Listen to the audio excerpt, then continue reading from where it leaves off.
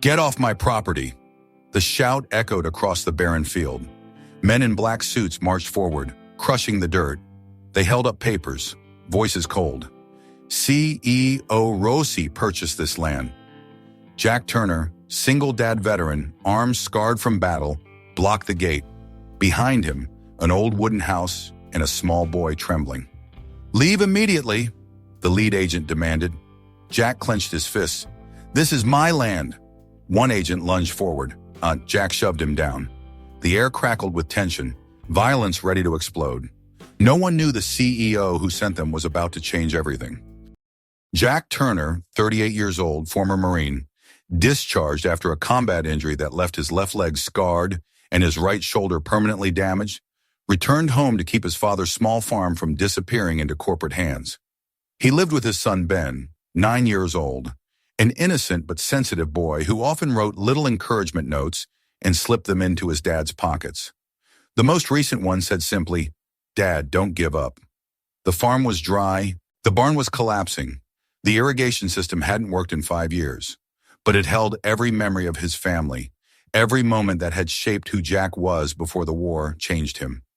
Jack worked relentlessly from sunrise to sunset and took odd jobs on weekends to pay for Ben's school supplies, clothes, and the little luxuries that made childhood bearable. Allesia Rossi, 31 years old, young CEO of Rossi Corporation, was under relentless pressure from her family board to expand their industrial development zone into rural areas where land was cheap and regulations were loose. The current project targeted Jack's land directly.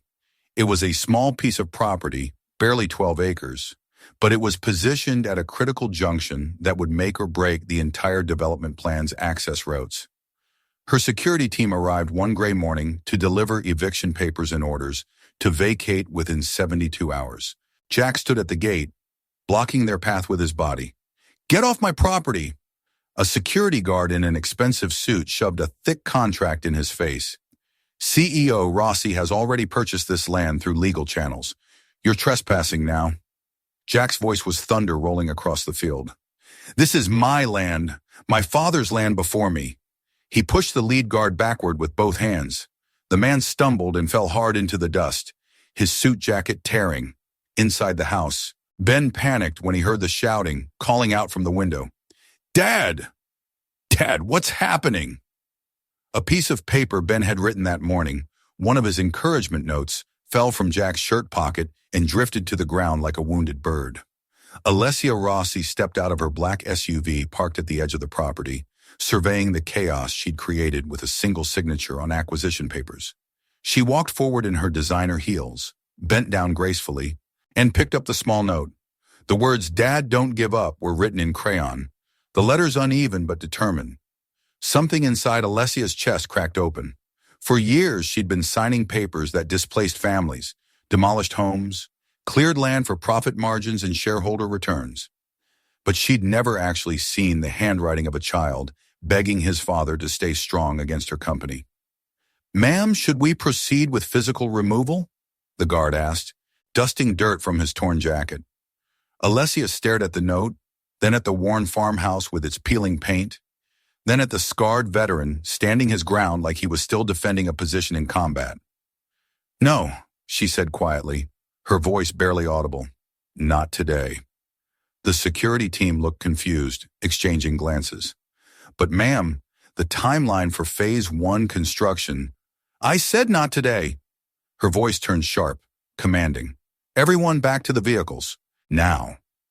Jack watched in complete disbelief as the entire security team retreated, climbing into their black SUVs and driving away in a cloud of dust and confusion. Ben ran out of the house in his bare feet and grabbed his father around the waist, holding on like he might disappear. "Dad, are they gone?" "Are we safe now?" Jack knelt down slowly, his bad leg protesting, and held his son as tight as he could without hurting him.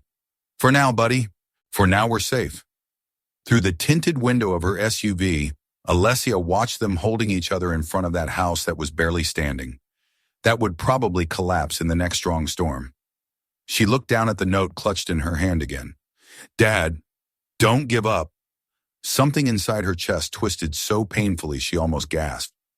That night, back in her sterile penthouse office 50 miles away, she sat alone with the child's note on her mahogany desk beside stacks of development contracts and financial projections. Her assistant knocked hesitantly. "Ms. Rossi, the board is demanding an update about the Turner property situation. Should we proceed with legal action to force the sale?"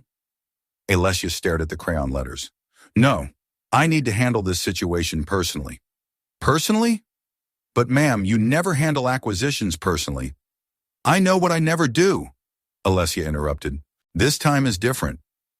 She didn't know why yet, but something about that farm, that father, that child's desperate hope, had cracked something open inside her that she couldn't ignore anymore. Ben's handwritten note, "Dad, don't give up." The next day, Allesia returned to the small town to personally assess the situation and understand why this particular property mattered so much to one stubborn veteran. This time, she drove alone in her personal car. No security team, no corporate assistants, no lawyers, just her. The dirt road leading to the Turner farm was rough, full of potholes from years of municipal neglect. After last night's unexpected rain, several sections had turned to thick, sucking mud that grabbed at tires. Alessia's luxury sedan, built for smooth highways and city streets, sank deep into a particularly bad muddy section about half a mile from Jack's property. The wheels spun uselessly, digging deeper. She tried to reverse carefully. Nothing happened. The car was completely stuck. Allesia pulled out her phone to call roadside assistance. No signal. Of course there wasn't any signal out here in the middle of nowhere. She sat there gripping the steering wheel, frustration rising hot in her chest. This was exactly the kind of backward, undeveloped area her company was trying to modernize and bring into the 21st century. Heavy footsteps approached on the dirt road. She looked up through the windshield to see Jack Turner walking toward her, a shovel balanced over his shoulder, work boots caked with dried mud.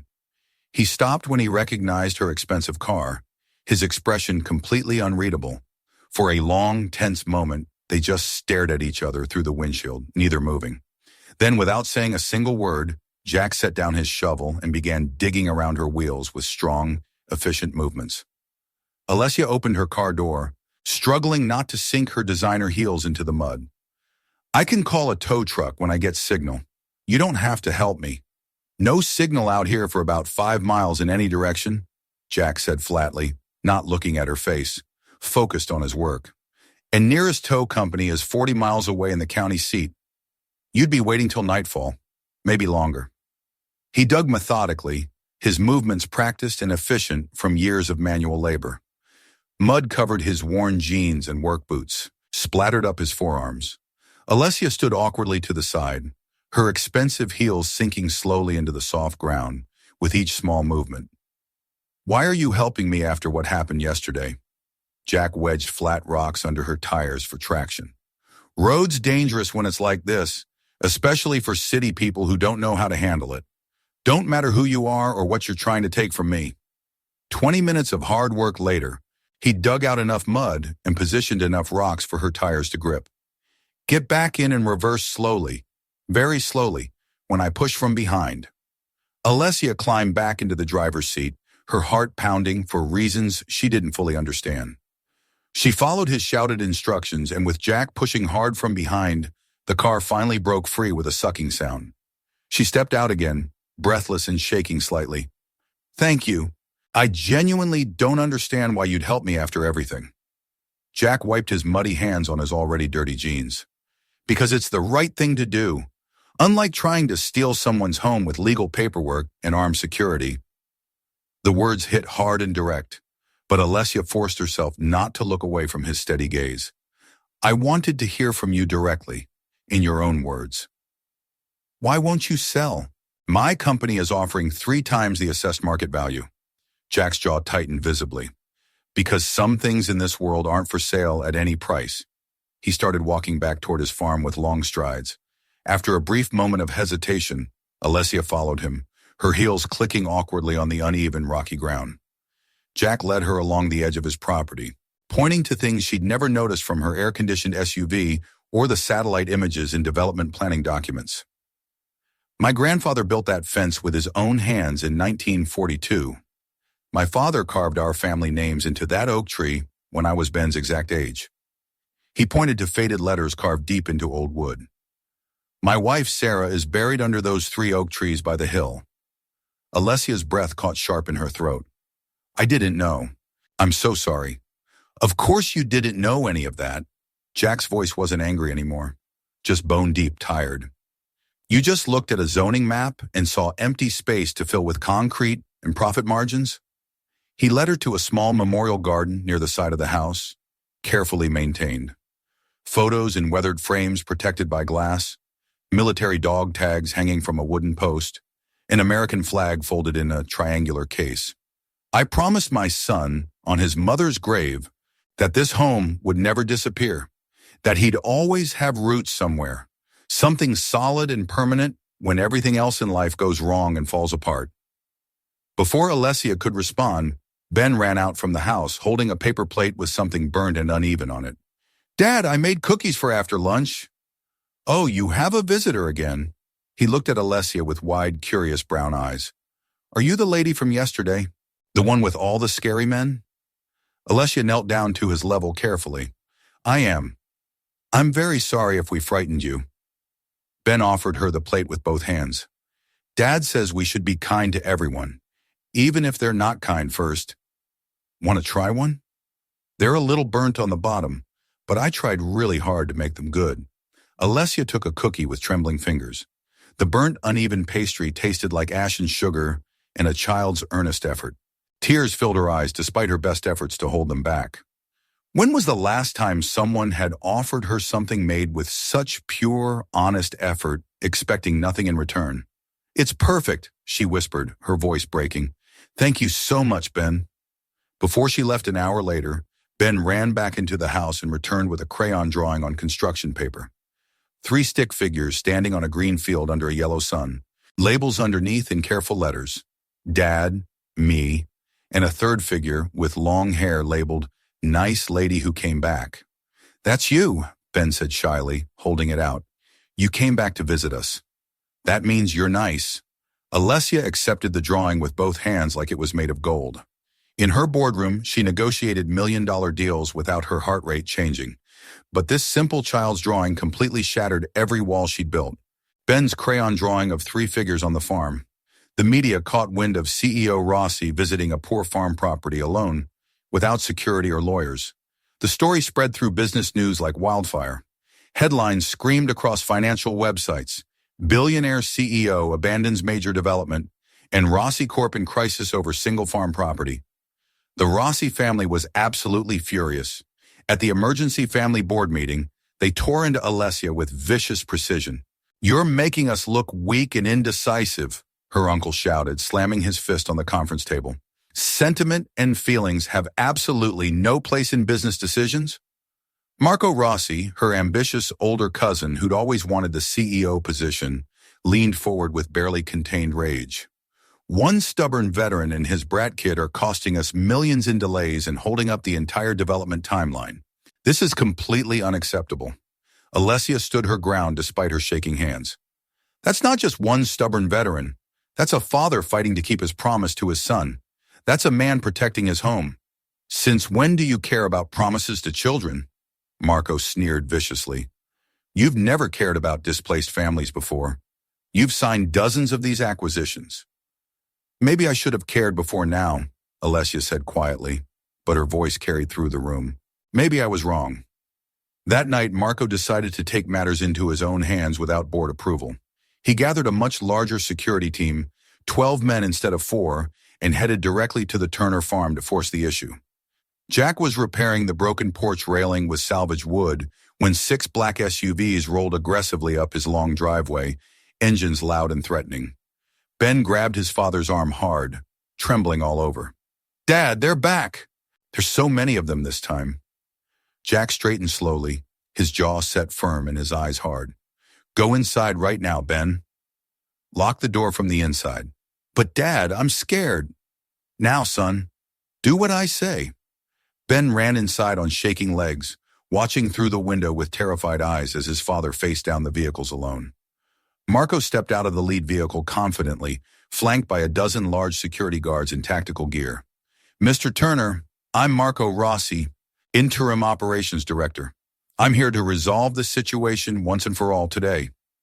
Jack stood on his newly repaired porch, one hand resting on the railing, the other near his old shovel. Get off my property. Final warning. Marco smiled with cold cruelty. This is no longer your property according to legal documentation. Legally speaking, you're squatting on corporate land. My men are authorized to remove you by whatever force is necessary. Try it, Jack said with deadly calm. I've faced worse than you and your rent-a-cops in Fallujah and Kandahar. A crippled soldier with a bad leg against 12 trained security professionals? Marco laughed loud enough to echo. This won't end well for you, I promise. Jack descended the porch steps one at a time, his movements controlled despite his limp. You think I'm afraid of you? I swore an oath to defend my home and my family. This is my home now. That's my family. The security team moved forward in formation, hands near their weapons. Jack grabbed the shovel, leaning against the fence, holding it across his body like the rifle he'd carried for years overseas. Dad, no! Ben's voice cracked desperately through the closed window. Then another voice cut sharp through the rising tension. Stop right now! Everyone turned their heads. Alessia's car screeched to a violent halt, dust billowing in clouds. She jumped out, still wearing her business suit from the board meeting she'd walked out of an hour ago. Marco, what the hell do you think you're doing here? Marco's smile was vicious and triumphant. Cleaning up your mess, dear cousin. Since you've apparently gone soft and emotional, this isn't your decision to make without full board approval. Actually, it is now. The board held an emergency vote this afternoon. You're suspended pending full review of your competence and decision-making. Marco held up official papers. I'm interim CEO, effective immediately, and I'm moving forward with this acquisition under my authority. Alessia's entire world tilted sideways, but she forced herself to stay focused on what mattered. You can't do this. It's not legal. Watch me do exactly that. Marco gestured sharply to his security team. Remove them both from the property immediately. The guards advanced on Jack and Allesia together. Jack raised his shovel high. I said, get the hell off my land. In that critical moment, Allesia made her final choice. She pulled out her phone with shaking hands and opened Instagram Live, pointing the camera at the scene. My name is Allesia Rossi, she said clearly into the camera. What you're about to witness is my cousin Marco attempting an illegal forced eviction of a veteran and his minor child. Marco's face went ghost white. Allesia, turn that camera off right now. For the past 6 months, Marco has been systematically embezzling from Rossi Corporation accounts. She pulled a thick folder from her car, documents she'd been secretly gathering for weeks. He's been using company funds for personal investments, falsifying quarterly reports, and bribing local officials to approve illegal land deals. She held financial records up to the camera, pages clearly visible. This is the Turner family farm, a decorated veteran and his 9-year-old son, and Marco is trying to steal it from them to cover his massive financial losses. The live stream viewer count exploded exponentially. 5,000, 10,000, 20,000, 50,000. You've completely ruined everything. Marco lunged toward her with rage.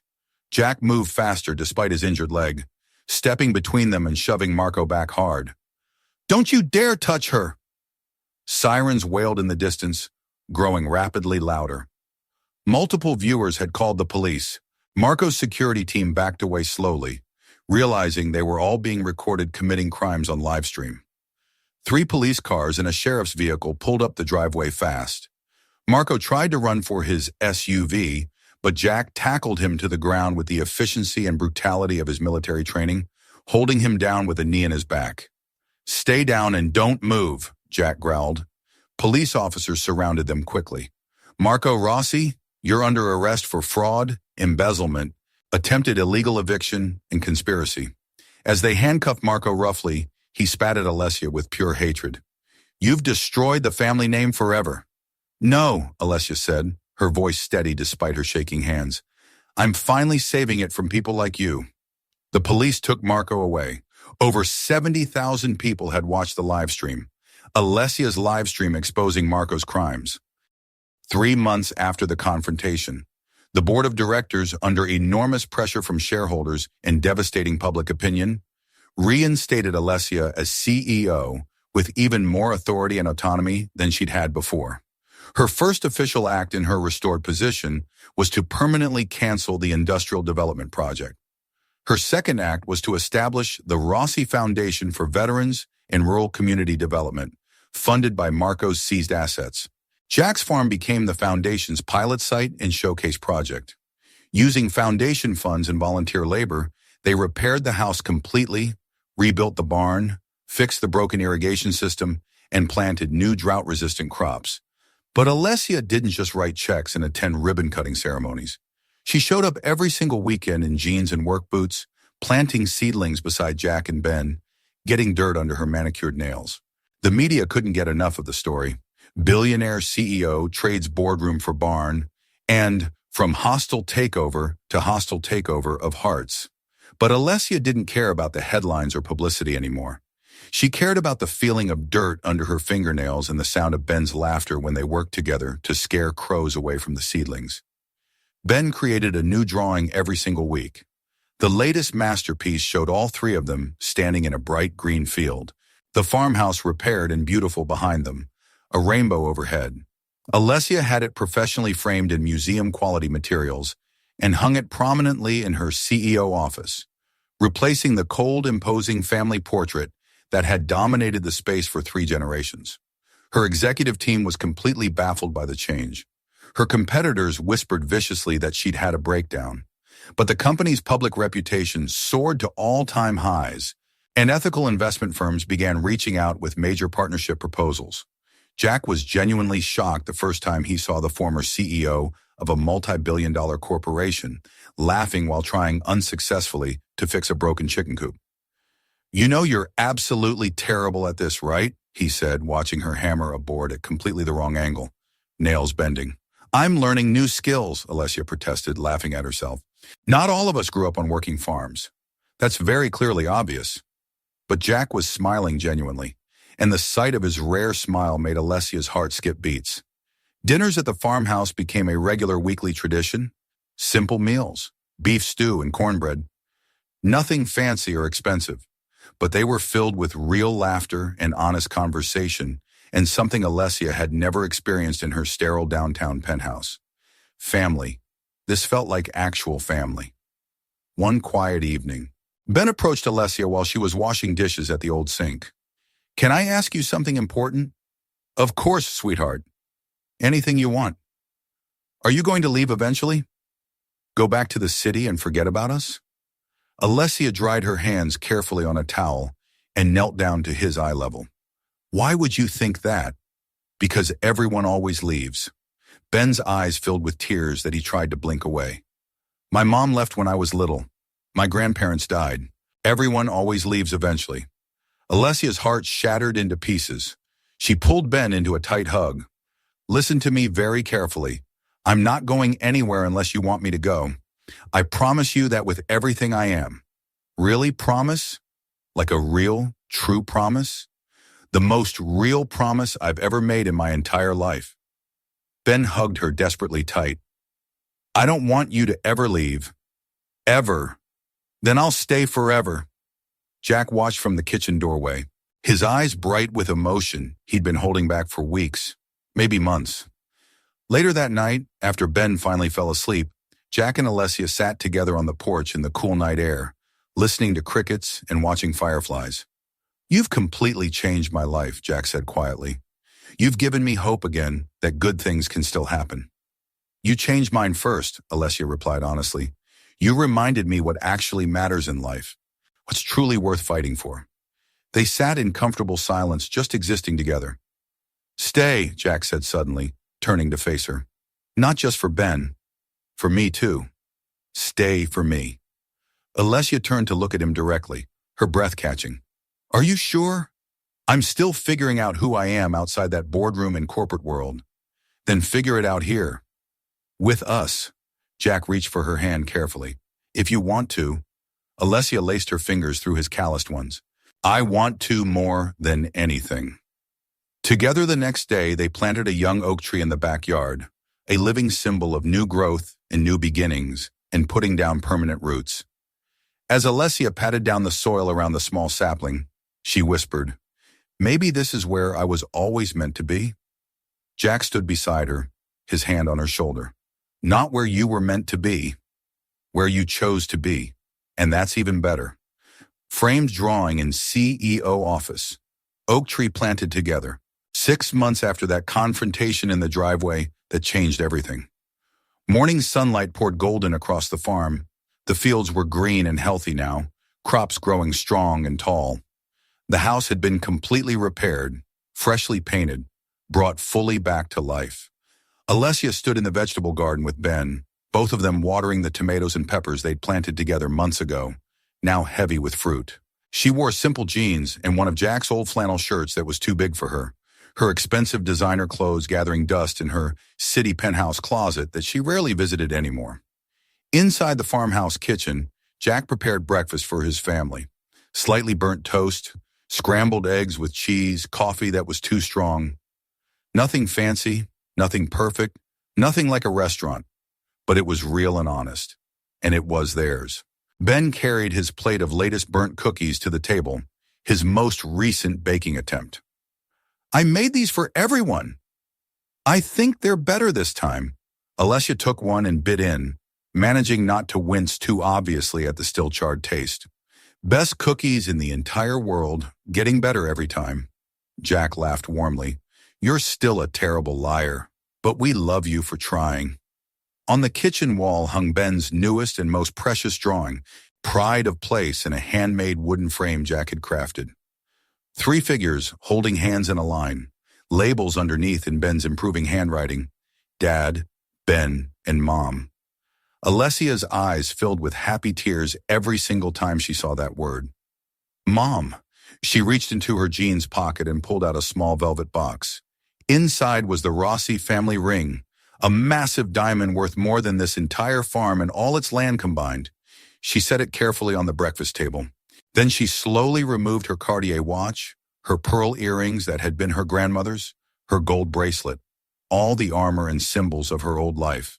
From her other pocket, she pulled out a simple braided leather bracelet that Ben had made for her birthday, spending hours getting the pattern perfect, his small fingers working so carefully.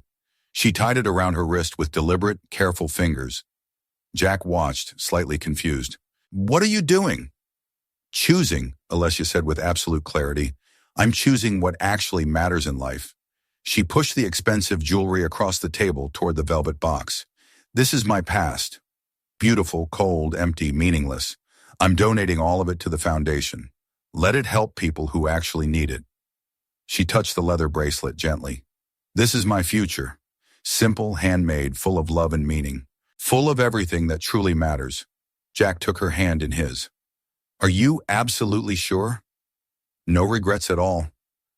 The only regret I have is not standing up to my family sooner, not finding you and Ben sooner." She leaned her head on his strong shoulder.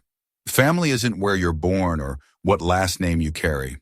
It's where you choose to stay, where you choose to build something real and lasting. And I choose this, every single day for the rest of my life." Ben climbed carefully into her lap. "Does this mean you're really my mom now? For real and forever?" Alessia's voice broke with emotion. "If you want me to be your mom, I want you to be my mom more than anything in the whole world.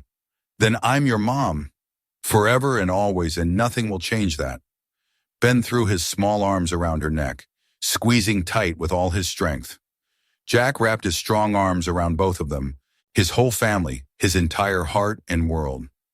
Outside the kitchen window, the young oak tree they'd planted together months ago was already growing strong and healthy, its leaves bright green in the morning sun. Allesia whispered softly, "I spent my whole life building an empire, proving I was powerful enough, successful enough, important enough. But you two taught me something infinitely better and more valuable." "What's that?" Jack asked gently. "That I was already enough, just as I am.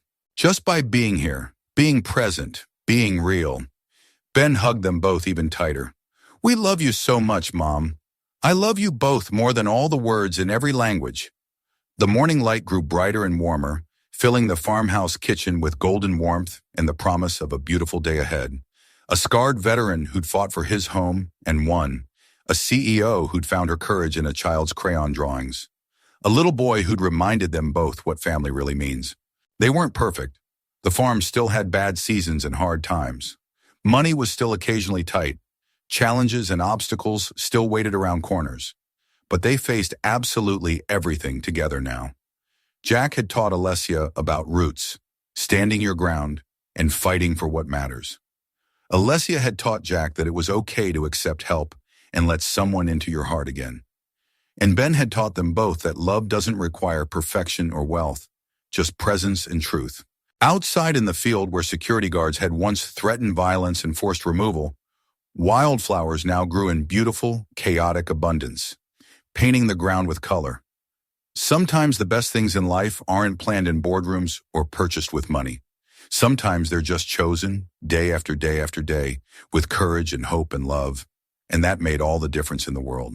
Leather bracelet replacing diamond ring, wildflowers blooming in the field. If you believe healing stories like this deserve to be told, leave a comment below and subscribe to Hidden Heart Stories. We tell the stories that should never be forgotten. Thank you for listening.